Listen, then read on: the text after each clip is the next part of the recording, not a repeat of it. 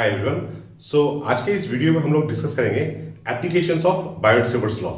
इससे पहले वाला जो वीडियो मैंने डिस्कस किया था वहां पे मैंने बायोट-सेवर्स लॉ का प्रूफ, फिर बायोट-सेवर्स लॉ का comparison with Coulomb's law in electrostatics, वो सारी चीजें हम लोगों ने डिस्कस किए थे। ठीक है, तो आज के इस वीडियो में जो एप्लीकेशंस हैं, हम लोग दो एप्लीकेशन डिस्कस करने वाले हैं। एक है कि अगर एक रिंग है और रिंग में करंट फ्लो कर रहा है तो अलोंग द एक्सिस किसी भी एक आर्बिट्री पॉइंट में अगर हमको मैग्नेटिक फील्ड कैलकुलेट करना है तो कैसे कैलकुलेट करेंगे। ठीक है, फिर एक अगर आर्क है, ठीक है, करंट मतलब यहां से यहां फ्लो कर रहा है आई करंट, और इस आर्क का ये सेंटर है ऑफ रेडियस आर। ठीक है, तो इस सेंटर में मैग्नेटिक फील्ड का मैग्नीट्यूड कितना होगा। ठीक है, सो ये दो एप्लीकेशंस हम लोग डिस्कस करने वाले हैं। इस रिंग के लिए जो स्पेशल केसेस है कि अगर ये पॉइंट ऑफ ऑब्जर्वेशन सेंटर में है या पॉइंट ऑफ ऑब्जर्वेशन बहुत दूर में है, वो सारे केसेस भी ऑब्वियसली हम लोग डिस्कस करेंगे। ठीक है, सो स्टार्ट करते हैं हम लोग first case for a ring. ठीक है, सो मान लेते हैं कि यहां पे this is the ring, okay, and this is the centre O, radius r हो गया। ठीक है, this is the axis of the ring. यहां पे इस लोकेशन में which is at distance x from the centre of the ring we are going to calculate the magnetic field. Okay, अच्छा, अब ये जो रिंग है मान लेते हैं ये रिंग है आपका।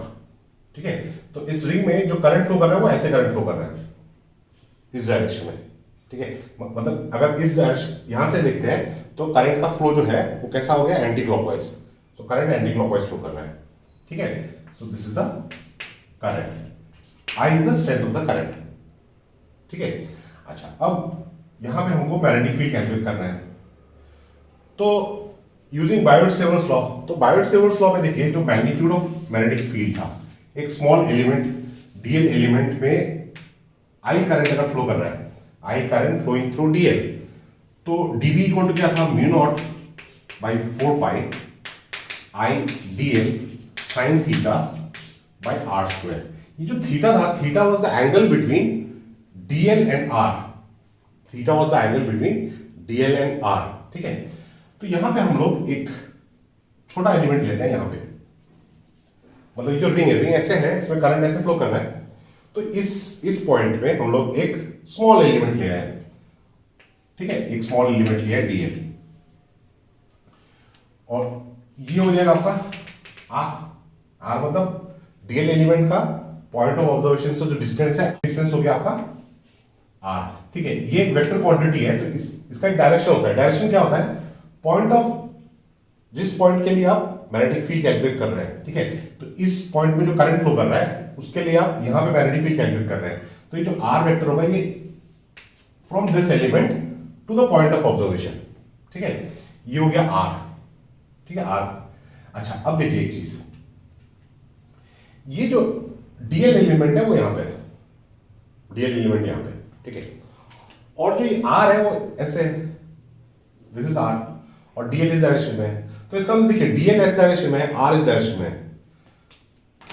ये जो थीटा था, theta is the angle, this theta is the angle between dl and r, dl and r. So that means इस केस में थीटा का वैल्यू कितना होगा, theta will be 90 degree. Dl ऐसे है, आर टेंजेंट है। दूसरा चीज देखिए, जो डीबी है, ये DB is perpendicular to the plane containing DL and R, correct. और वेक्टर फॉर्म में क्या था, ये DB is equal to mu naught by 4 pi I DL cross R by are cube. This is the expression for Biot Savart's law in vector form, that is DB is perpendicular to the plane containing DL and are. ठीक है, तो DL किस तरफ है, DL इस तरफ है, DL का डायरेक्शन ये है। ठीक है, आर का डायरेक्शन क्या है, आर का डायरेक्शन ये है। तो डीएल क्रॉस आर मतलब किस डायरेक्शन जाएगा, ऊपर की तरफ जाएगा। तो इसका मतलब जो डीबी होगा वो ऊपर की तरफ होगा, आर के साथ परपेंडिकुलर होगा, क्योंकि डीबी जो है वो आर और डीएल के परपेंडिकुलर होना चाहिए, अपवर्ड डायरेक्शन में आ रहा है। तो ये हो गया आपका डीबी का direction, this is the direction dB. मतलब ये जो डीबी है किसके लिए, ये डीएल एलिमेंट में जो करंट फ्लो कर रहा है उसके लिए यहां पे मैग्नेटिक फील्ड का डायरेक्शन। ठीक है, अच्छा, अब देखिए एक चीज, ये डीबी का डायरेक्शन हो गया। ठीक है, डायरेक्शन मैंने मार्क कर दिया यहां पे। अब मैं यहां पे एक वर्टिकल डायरेक्शन एक हॉरिजॉन्टल डायरेक्शन मार्क कर रहा हूं, ठीक है। अच्छा, अब ये जो एंगल है, ये एंगल मान लेते हैं थीटा है, ये एंगल थीटा है। अब देखिए ये जो एलिमेंट है, डीएल एलिमेंट यहां पे है। डीएल एलिमेंट अगर यहां पे होता, मतलब डीएल एलिमेंट अगर यहां पे है तो करंट ऐसे फ्लो कर रहा है, तो करंट अगर इस डायरेक्शन में फ्लो करता तो यहां पे जो मैग्नेटिक फील्ड होता वो डीबी जो होता वो इस डायरेक्शन में होता, ठीक है। अगर करंट इस डायरेक्शन में फ्लो कर रहा है, डीएल एलिमेंट यहां होता, तो ये जो डीबी है इसका डायरेक्शन वर्टिकली अपर डायरेक्शन में होता, मतलब for current flowing in the forward direction magnetic field यहां पे कहां होगा, तो अपर डायरेक्शन में होगा, ठीक है। तो मतलब अगर ये डीएल को मैं यहां पे ले आता हूं, डीएल को मैं यहां पे ले आता हूं, तो थीटा जीरो होता है, ये थीटा जीरो होता है, तो ये जो डीबी है वो वर्टिकल के साथ जीरो एंगल फॉर्म कर रहा है। इसका मतलब ये जो डीएल एलिमेंट है इसको मैं यहां से जितना ऊपर लेके जाऊंगा, ये जो डीबी है वो यहां से वर्टिकल से इतना ही शिफ्ट होगा, क्योंकि डीबी है वो आर के साथ हमेशा परपेंडिकुलर होगा, ठीक है। तो इसका मतलब अगर ये एंगल थीटा है तो ये एंगल भी थीटा होगा, ठीक है। तो ये अगर डीबी है, ये थीटा है, तो ये कॉम्पोनेंट कितना होगा, ये डीबी कॉस थीटा, और ये कॉम्पोनेंट कितना देगा, ये डीबी साइन थीटा, ठीक है। अच्छा, ये तो हो गया यहां पे एक एलिमेंट। अब ऐसा ही यहां पे भी एक एलिमेंट होगा, ऐसा ही यहां पे एक एलिमेंट होगा, पूरे सर्कमफ्रेंस में ऐसे बहुत सारे एलिमेंट होंगे। तो उन सारे एलिमेंट्स के लिए जो ये डीबी कॉस थीटा, मतलब जैसे इस एलिमेंट के लिए डायमेट्रिकली ऑपोजिट एक एलिमेंट होगा, उसका डीबी कॉस थीटा यहां पे नीचे की तरफ आएगा, और डीबी साइन थीटा इस साइड डायरेक्शन में आएगा, है कि नहीं। तो यहां पे अगर मैं एक एलिमेंट लूं तो ये एंगल थीटा हो जाएगा, तो यहां पे आपका ये dB, this angle will be theta, तो ये डीबी कॉस थीटा, ये डीबी साइन थीटा। तो ये जो एलिमेंट है, इन दोनों एलिमेंट के लिए डीबी कॉस थीटा का कॉम्पोनेंट कैंसिल हो गया। बट ये तो सिर्फ दो एलिमेंट के लिए हो रहे हैं, ये पूरे सर्कमफ्रेंस में ऐसे बहुत सारे एलिमेंट्स होंगे, तो सारे जितने सर्कमफ्रेंस में एलिमेंट्स हैं उन सबका जो डीबी कॉस थीटा कॉम्पोनेंट है, ये dB cos theta component cancel हो जाएगा। तो इसका मतलब जो रिजल्टेंट फील्ड होगा वो किसके लिए होगा, डीबी साइन थीटा कॉम्पोनेंट के लिए होगा। बट वो सारे सर्कमफ्रेंस में जितने भी एलिमेंट्स हैं सारे कंपोनेंट्स ऐड करने पड़ेंगे, तो इसका मतलब जो रिजल्टेंट फील्ड होगा B, it will be integration 0 to twice by r, 0 to twice by r is the radius, ठीक है। तो सर्कमफ्रेंस में जिस पूरे सर्कमफ्रेंस में ऐड करना है सारे एलिमेंट्स को, तो 0 to twice by r db sin theta, db sin theta. तो इसको अगर सिंप्लीफाई करेंगे तो हमारा रिजल्टेंट मैग्नेटिक फील्ड आएगा, और रिजल्टेंट मैग्नेटिक फील्ड का डायरेक्शन क्या होगा, along the axis and directed away, ठीक है। अच्छा, अब यहां पे dv का वैल्यू हम लोग लिखते हैं, तो dv इक्वल टू क्या लिखेंगे, mu naught by 4 pi I dl sine 90 degree divide by r square. ये 90 डिग्री क्यों हुआ, मैंने बताया था ना, dl और r के बीच में एंगल कितना है, वो तो 90 डिग्री है, ठीक है। तो ये हो गया dv, तो dv is equal to mu naught by 4 pi I by r square dl, ठीक है। अब इसको अगर मैं यहां पे सब्स्टिट्यूट करूं, सो this is 0 to twice by r, 0 to twice by r, dv is this quantity mu naught by 4 pi I by r square dl sin theta। sin theta क्या है, परपेंडिकुलर बाय हाइपोटेन्यूज, परपेंडिकुलर क्या है r, so this is r divided by small r, ठीक है। अच्छा, तो ये तो हो गया। अब इसको थोड़ा सा सिंप्लीफाई अगर करें तो dB is equal to mu naught by 4 pi I r by are cube dl, ठीक है। अब इसको अगर इंटीग्रेट करेंगे 0 to twice by r, तो b आएगा हमारे पास, correct. So dl 0 to twice by r, इसको इंटीग्रेट करेंगे तो क्या आएगा, twice by r। सो इसका मतलब b का वैल्यू कितना हो जाएगा, b is equal to mu naught by 4 pi twice pi I, ये twice pi R into R, twice pi R square I divide by are cube, R cube मतलब R square plus x square, R square plus x square 3/2। तो ये हो गया आपका expression for magnitude of magnetic field, और resultant field का direction किस तरफ है, इस तरफ है, ठीक है, अवे फ्रॉम द रिंग। अगर करंट एंटी क्लॉकवाइज डायरेक्शन आ रहा है, ठीक है, मतलब इस साइड से ऑब्जर्व कर रहे हैं, अगर करंट एंटी क्लॉकवाइज है तो magnetic field towards the observer होगा, ठीक है। So this is the direction of the magnetic field and this is the magnitude. ठीक है, अब कुछ स्पेशल केसेस डिस्कस करते हैं यहां पे। तो हमारे पास अभी देखिए जो रिजल्ट आया है, मतलब अगर एक सर्कुलर कॉइल है और उसमें करंट आई करंट फ्लो कर रहा है, तो इस पॉइंट पे पी पॉइंट पे जो रिजल्टेंट फील्ड है वो इस डायरेक्शन में है। ठीक है, और उसका मैग्नीट्यूड है ये b equal to mu naught by 4 pi twice pi I r square, this is r square plus x square 3/2। r is the radius, x is the distance along the axis. तो at center of the coil, at center of coil, at center of coil मतलब ये point यहां पे है, तो x का value कितना हो जाएगा, x का वैल्यू 0 हो जाएगा, x is equal to 0। तो यहाँ पे x इक्वल टू अगर 0 सब्स्टिट्यूट करते हैं तो b इक्वल टू कितना होगा, b is equal to mu naught by 4 pi twice pi I r square, ये एक्स स्क्वायर तो 0 हो गया, आर स्क्वायर 3/2 मतलब आर क्यूब हो गया, तो एक ये कैंसिल हो जाएगा, ये आर बचेगा। ठीक है, so b equal to mu naught by 4 pi twice pi I by R. So this is one way of writing this, और you can simplify this as b is equal to mu naught I by twice R, mu naught I by twice R. ठीक है, so this is the value of the magnetic field at the centre. ठीक है, अब अगर मान लीजिए कि इस कॉइल में n टर्न्स है, ठीक है, तो देखिए करंट का डायरेक्शन अगर एक कॉइल में एंटी क्लॉकवाइज डायरेक्शन है एक टर्न में, तो सब टर्न में तो एंटी क्लॉकवाइज डायरेक्शन होगा, तो मैग्नेटिक फील्ड सबका एक ही डायरेक्शन होगा। ठीक है, तो मैग्नेटिक फील्ड भी n टाइम्स होगा, तो इसका मतलब यहाँ पे इस रिजल्ट को अगर देखें फॉर n टर्न्स, तो वो b इज इक्वल टू क्या आ जाएगा, mu naught n i by twice r. Similarly ये रिजल्ट अगर n टर्न्स है तो यहाँ पे n से मल्टीप्लाई करना है। ठीक है, अच्छा अगर ये जो P पॉइंट है मतलब ओरिजिन से थोड़ा मतलब सेंटर से थोड़ा बाहर है, मतलब close to O but it is not O। ठीक है, close to center but not at center, तो उस केस में x is very much smaller than r होगा। ठीक है, मतलब very close to center of ring but not at the centre. ठीक है, ये रिजल्ट तो हमको एट द सेंटर मिला है, at the centre of the coil, तो very close to the centre of the ring, X is very much smaller than R. ये जो एक्सप्रेशन है इसको हम लोग थोड़ा मॉडिफाई कर सकते हैं, b is equal to mu naught by 4 pi twice pi I r square, x is very much smaller than r. यहाँ पे अगर मैं आर को मैं बाहर निकालूं, ठीक है, तो वो हो जाएगा आपका आर क्यूब, अंदर हो गया 1 plus x square by r square 3/2। ठीक है, so this is b is equal to mu naught, इसको कैंसिल करता हूं, mu naught I by twice r, इसको ऊपर अगर लेंगे फिर बाइनोमियल थ्योरम अगर यूज करते हैं तो 1 minus 3x square divide by 2r square.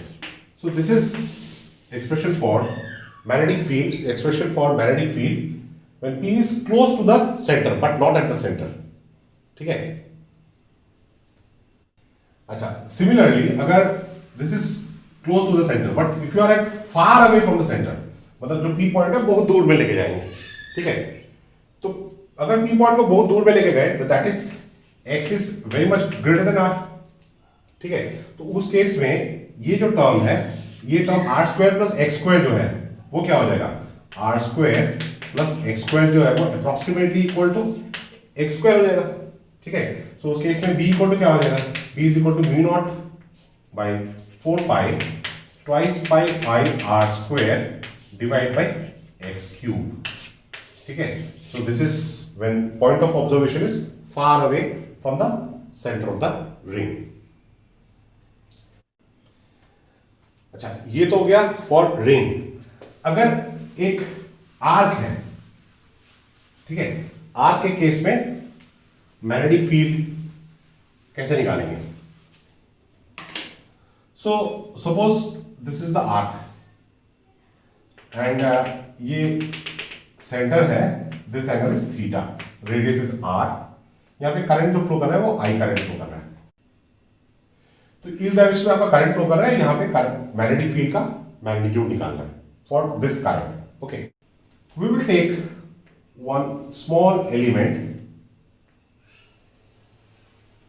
This element is subtending an angle d5 at the center O, this angle is phi, radius is r, so this length is r d phi, because this angle is d phi. Okay, so this is r d phi, this is d phi, this angle is phi. Okay, acha, now see this length and radius, they are perpendicular. Why I need this information? Because in the expression for magnetic field using Biot-Savart's law, we have, so using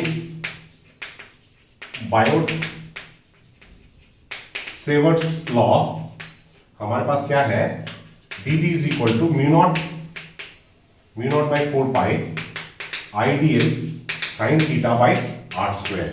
अब ये जो theta term है, ये जो theta है, ठीक है, ये theta is the angle between DL and R.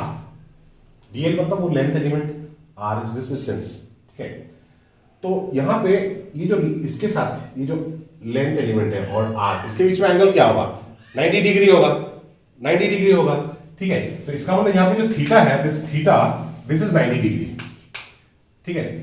तो sin 90 1 हो गया, तो वो टर्म तो हमारे निकल गया, ठीक है. तो dB क्या हो जाएगा, dB is equal to mu naught by 4 pi I dl, मतलब ये लेंथ वो क्या है, that is r d phi divide by r square. तो r इज द रेडियस, ठीक है. तो r d phi by r square, radius is also the distance, ठीक है. तो एक r तो यहां कैंसिल हो गया, ठीक है, एक r तो कैंसिल हो गया. अगर b चाहिए अब, तो आप इसको इंटीग्रेट करेंगे, ठीक है. इंटीग्रेट करेंगे तो ये जो d phi का वैल्यू है, टोटल एंगल कितना है, थीटा है, मतलब 0 to थीटा, ठीक है. तो ये d phi को इंटीग्रेट करेंगे तो क्या हो जाएगा, थीटा.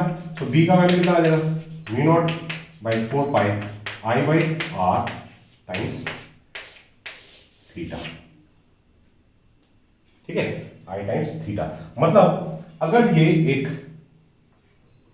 सेमी सर्कल है, मतलब ऐसा है, ठीक है, I करंट है, रेडियस r है, तो यहां पे जो एंगल फॉर्म हो रहा है एट द सेंटर, यहां पे कितना एंगल फॉर्म हो रहा है, यहां पे थीटा इज इक्वल टू क्या हो जाएगा, पाई रेडियन, ठीक है.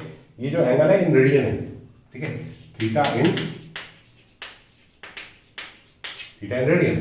तो थीटा इक्वल टू पाई होगा, तो उस केस में b का वैल्यू कितना हो जाएगा, b is equal to mu naught by 4 pi I by r. तो एक पाई आपका कैंसिल हो गया, so b equal to mu naught I by 4r, mu naught I by 4r, ठीक है.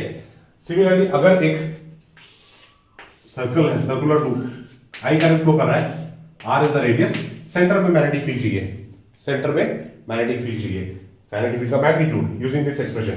तो सेंटर में, यहाँ पे सेंटर में एंगल थीटा इक्वल टू कितना हो जाएगा, theta is equal to twice pi radian, theta is equal to twice pi radian. तो यहाँ पे थीटा ट्वाइस पाई होगा, सो b इक्वल टू कितना हो जाएगा, b is equal to mu naught by 4 pi I times twice pi by r, twice पाई.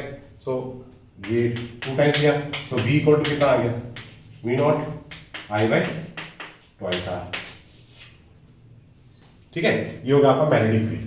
अच्छा, ये जो मैग्नेटिक फील्ड का अगर यहाँ पे डायरेक्शन निकालना है, ठीक है, यहाँ पे आप right hand curl rule use करते हैं. राइट हैंड कर्ल रूल मतलब जैसे करंट, यहाँ पे करंट के डायरेक्शन में आपको फिंगर्स को कर्ल करना है, तो करंट ऐसे फ्लो कर रहा है, ठीक है. आप यहाँ से इस साइड से ऑब्जर्व कर रहे हैं, तो करंट ऐसे फ्लो कर रहा है, तो आपको फिंगर्स में ऐसे कर्ल करना है. तो ये जो थंब है, थंब के डायरेक्शन में मैग्नेटिक फील्ड होगा, ठीक है. That is another way of finding the direction of magnetic field for a current loop, ठीक है. So this is how you can use this concept to calculate magnetic field for this semicircle and a complete circular loop. Okay, this result is important. ये result आपको पता है तो आप बाकी कोई भी result deduce कर सकते हैं, ठीक है. Suppose ऐसा एक वायर है, ठीक है, यहाँ पे करंट, इस पार्ट में करंट I करंट ऐसे गया यहाँ से, फिर ये एक सेमी सर्कुलर पार्ट, फिर ये एक स्ट्रेट पार्ट, ठीक है. This is centre O, radius हो गया R, I is the current, ठीक है. अब इस लोकेशन में दिस अलोंग द एक्सिस, इस पार्ट के लिए ये पॉइंट एक्सिस पे है, इस पार्ट के लिए भी ये पॉइंट एक्सिस में है, ये जो सेमी सर्कुलर पार्ट है उसके सेंटर में है. तो यहां पे आपको मैग्नेटिक फील्ड कैलकुलेट करने के लिए पूछा है, what is the strength of the magnetic field at this point. ठीक है, तो देखिए ये जो स्ट्रेट पार्ट है इसको पार्ट 1 लेते हैं, ये पार्ट 2 लेते हैं और ये पार्ट 3 लेते हैं। ठीक है, तो जो यहां पे जो मैग्नेटिक फील्ड होगा बी एट ओ, ठीक है, B at O, it will be equal to B due to this first part, magnetic field due to this part, मतलब current flowing in this part, plus B due to this part, this straight part, and this is a semi circular part. ठीक है, अब ये जो part है और ये part है, ठीक है, इन दोनों पार्ट के लिए जो O पॉइंट है it is along the axis. ठीक है, बायोट-सेवर्ट्स लॉ में हम लोगों ने पढ़ा था B is equal to mu naught by 4 pi I dl sin theta by r square. ये थीटा था, theta is the angle between dl and r, theta is the angle between dl and r, और dl का direction हम लोगों ने कैसे लिया था, with the direction of flow of current. ठीक है, तो यहां पे करंट इस डायरेक्शन में फ्लो कर रहा है और r भी इसी डायरेक्शन होगा, r मतलब जिस पॉइंट में आप मैग्नेटिक फील्ड कैलकुलेट कर रहे हैं उसका position vector with reference to the length element, तो r भी इसी डायरेक्शन में होगा, dl भी इसी डायरेक्शन में होगा, तो यहां पे theta is equal to 0 degree होगा। इस केस में अगर देखें dl इस डायरेक्शन में, करंट इस डायरेक्शन में फ्लो कर रहा है, dl इस डायरेक्शन में होगा, r इस डायरेक्शन में, तो r और dl के बीच में एंगल कितना हो गया, 180 डिग्री हो गया। मतलब देखिए पॉइंट ऑफ ऑब्जर्वेशन अगर अलोंग द एक्सिस है तो उसके लिए मैग्नेटिक फील्ड 0 होगा, तो मतलब इस पार्ट के लिए और इस पार्ट के लिए यहाँ पे मैग्नेटिक फील्ड कितना होगा, 0 होगा। तो ये पार्ट और ये पार्ट हम लोग गायब कर सकते हैं, ये तो रिजल्ट 0 हो गया। मतलब रिजल्टेंट फील्ड किसके लिए होगा, for the semi circular part. Semi circular part के लिए हमको मैग्नेटिक फील्ड पता है, B is equal to mu naught I by 4r। ठीक है, तो ये this will be the value of the magnetic field at this point. What about the direction, अब करंट यहां पे कैसे फ्लो कर रहा है, ऐसे फ्लो कर रहा है। ठीक है, तो आपको फिगर्स कैसे कर्व करने हैं, मैंने क्या बताया था कि जैसे अगर आप ये रिंग है, ये रिंग है, रिंग में करंट ऐसे फ्लो कर रहा है और आप इस डायरेक्शन में ऑब्जर्व कर रहे हैं फील्ड को, तो इस डायरेक्शन में करंट फ्लो कर रहा है, curl your fingers in the direction of the flow of current along the ring. तो ये जो थंब है, थंब का डायरेक्शन होगा direction of the magnetic field. तो यहाँ पे करंट कैसे फ्लो कर रहा है, करंट ऐसे फ्लो कर रहा है, तो मतलब आपको कर्ल कैसे करना है, ऐसे करना है in the direction of flow of current. Thumb का डायरेक्शन क्या है, अंदर की तरफ है, तो यहाँ पे जो फील्ड होगा वो किस तरफ होगा, अंदर की तरफ होगा। ठीक है, अंदर मतलब cross, this is the direction of the magnetic field inward, this is the magnitude. Now similarly suppose ऐसा है,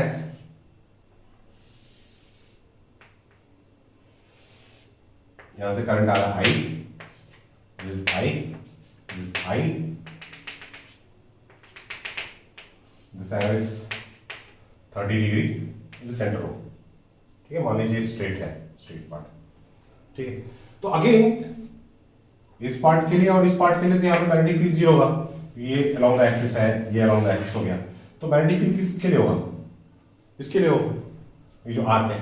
अब आर्क के लिए मैग्नेटिक फील्ड का एक्सप्रेशन क्या था, mu naught by 4 pi I theta by r, mu naught by 4 pi I theta by r. ठीक है, अब थीटा यहाँ पे देखिए, थीटा यहाँ पे कितना दिया हुआ है, theta is 30 degree, but 30 degree हमको नहीं लिखना है, हमको ये डिग्री को रेडियन में कन्वर्ट करना पड़ेगा।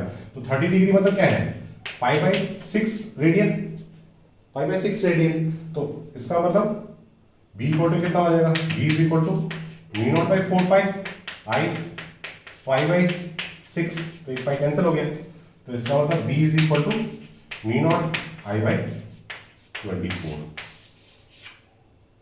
ठीक है, ये हो गया आपका strength of the magnetic field at this point. ठीक है, एक और एग्जांपल देखते हैं। सपोज ये एक सेमी सर्कुलर पार्ट है, ठीक है, और ये स्ट्रेट पार्ट, ये स्ट्रेट पार्ट, इंफिनिटी, इंफिनिटी। ठीक है, ये इंफिनिटी लॉन्ग एक्सटेंट है, यहां से करंट आ रहा है, आई करंट, या आई करंट, या आई करंट। तो ये सेंटर, ये जो सेमी सर्कुलर पार्ट है उसके सेंटर पे आपको मैग्नेटिक फील्ड कैलकुलेट करना है। तो again what we will do, we will divide this, ये तो सिंगल पार्ट है, इसको हम लोग 3 सेगमेंट में डिवाइड करेंगे। तो एक सेगमेंट इंफिनिटी से यहां तक, दिस सेगमेंट 1, एक सेगमेंट ये सेमी सर्कुलर पार्ट, ये सेगमेंट 2 हो गया, और एक ये जो फिर यहां से इंफिनिटी तक, वो सेगमेंट 3 हो गया। ठीक है, अच्छा अब देखिए, पहले हम देखते हैं कि मैग्नेटिक फील्ड सबके लिए, हर एक पार्ट के लिए यहाँ पे मैग्नेटिक फील्ड का डायरेक्शन सेम है कि नहीं है। अगर सेम है तो रिजल्टेंट फील्ड को हम लोग ऐड करेंगे, अगर ऑपोजिट है तो फिर सब्ट्रैक्ट करना पड़ेगा। यहां पे इस पार्ट के लिए अगर देखें, ठीक है, इस पार्ट में करंट ऐसे आ रहा है, ठीक है, इस पार्ट में करंट ऐसे आ रहा है, तो right hand thumb rule use किया, ठीक है, तो what is the direction, current ऐसे फ्लो कर रहा है, फील्ड यहाँ पे अंदर की तरफ है, यहाँ पे बाहर की तरफ होगा, ठीक है, यहाँ पे फील्ड बाहर की तरफ है। इस पार्ट में देखें, इस पार्ट में देखें, फील्ड बाहर की तरफ है, यहाँ पे करंट इस फ्लो कर रहा है, फील्ड बाहर की तरफ है। सो that means for all these three parts, number 1, number 2, number 3, the magnetic field at this centre, suppose this centre O, so magnetic field is directed in the outward direction. तो magnetic field अगर same direction में है तो हम लोग अलग अलग part के लिए मैग्नेटिक फील्ड कैलकुलेट करेंगे और उसको ऐड करेंगे। तो इसका मतलब जो B होगा वो B is equal to B1 plus B2 plus B3, ठीक है, B3। So B is equal to B1, ये सेमी इनफाइनाइट पार्ट है, ठीक है, सेमी इनफाइनाइट के लिए हम लोगों ने मैग्नेटिक फील्ड कितना कैलकुलेट किया था, mu I by 4 pi r. फिर ये सेमी सर्कुलर पार्ट हो गया, इसके लिए मैग्नेटिक फील्ड कितना है, mu naught I by 4r। फिर से semi infinite part, so mu naught I by 4 pi r, ठीक है। So B is equal to mu not